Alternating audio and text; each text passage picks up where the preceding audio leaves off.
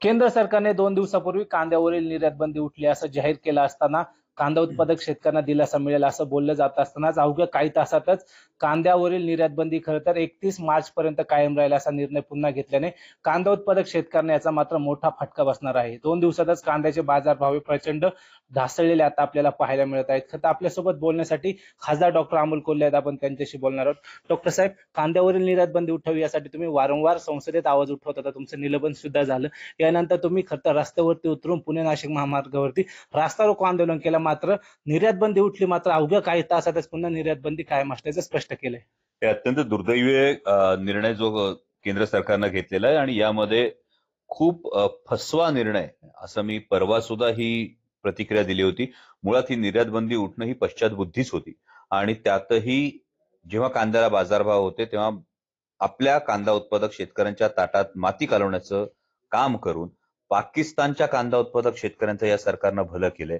महाराष्ट्रातल्या कांदा उत्पादक शेतकऱ्यांचं जवळपास 2,000 कोटी रुपयांचं नुकसान या निर्यात बंदीमुळे झालेलं आहे आणि आता आलेला निर्णय जो समजत होता तो फक्त 3 लाख मेट्रिक टन कांदा हा निर्यात करायला परवानगी देण्यात आली होती आणि यामध्ये खूप लपवाछपवीचे विषय आहेत.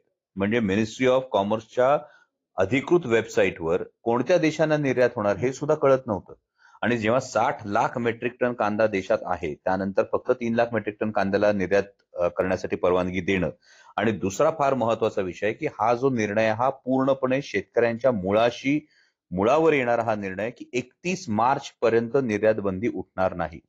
सर्वसाधारणपणे कांद्याच्या बाबतीत जर आपण बाजारभावांचा विचार केला तर मार्च महिन्यानंतर कांद्याचे बाजारभाव उतरायला सुरुवात होते, हे पडायला सुरुवात होते. त्यामुळे 31 मार्च नंतर हे सरकार पुन्हा जर निर्यात बंदी उठवली म्हणून ढोल पिटणार असेल तर वस्तुस्थिती ही आहे की निर्यात बंदी सुरू जरी झाली तरी कांद्याचे भाव हे जे निर्यात बंदी लादली त्यावेळी जसे 40-45 रुपयापर्यंत गेले होते तेवढ्यापर्यंत जाणार नाहीत. ही वस्तुस्थिती आपण समजून घेतली पाहिजे आणि मोदी सरकारच्या या शेतकरी विरोधी धोरणाचा सर्वसामान्य शेतकऱ्यांनी निषेध केलाच पाहिजे. पण त्याचबरोबर शेतकऱ्यांच्या मुळावर येणाऱ्या या सरकारनं काय ताटात माती कालवली ही गोष्ट कायम लक्षात ठेवली खरं पाहिजे. तर आपण जर गेली कित्येक वर्ष पाहतो की शेतकरी मोठ्या संकटात सापडलेला आहे. कांद्याचे बाजारभाव आता ढासळलेले जरी पाहायला मिळत असेल, नैसर्गिक संकट येतं.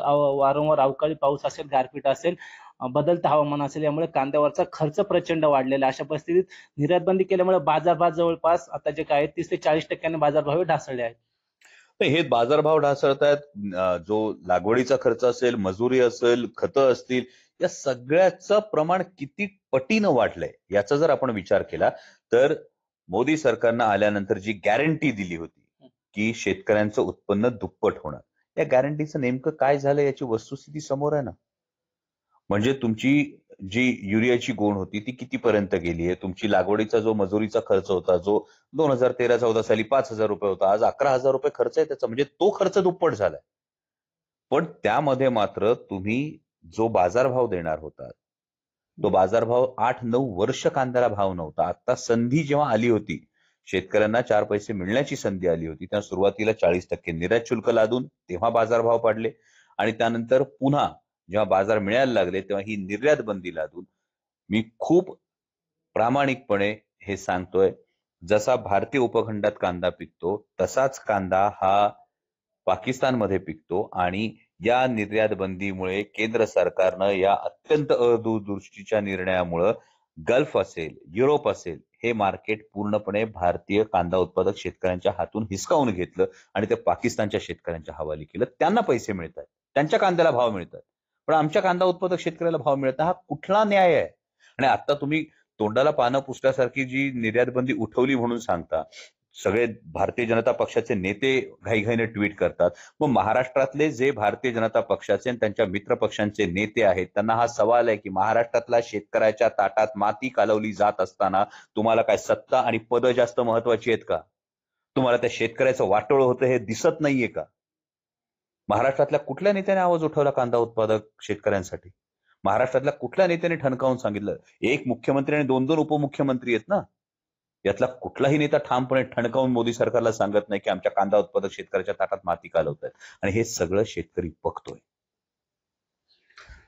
नक्कीच केंद्र सरकारच्या कांदा निर्यात बंदीच्या दर सोडतीमुळे शेतकऱ्यांच्या ताटात माती घालवण्याचं काम खरं तर सरकारने केलं असल्याचं खासदार डॉक्टर अमोल कोल्हे यांनी स्पष्ट केलं आहे. हेमंत सापुडे, झी मीडिया, जुन्नर, पुणे.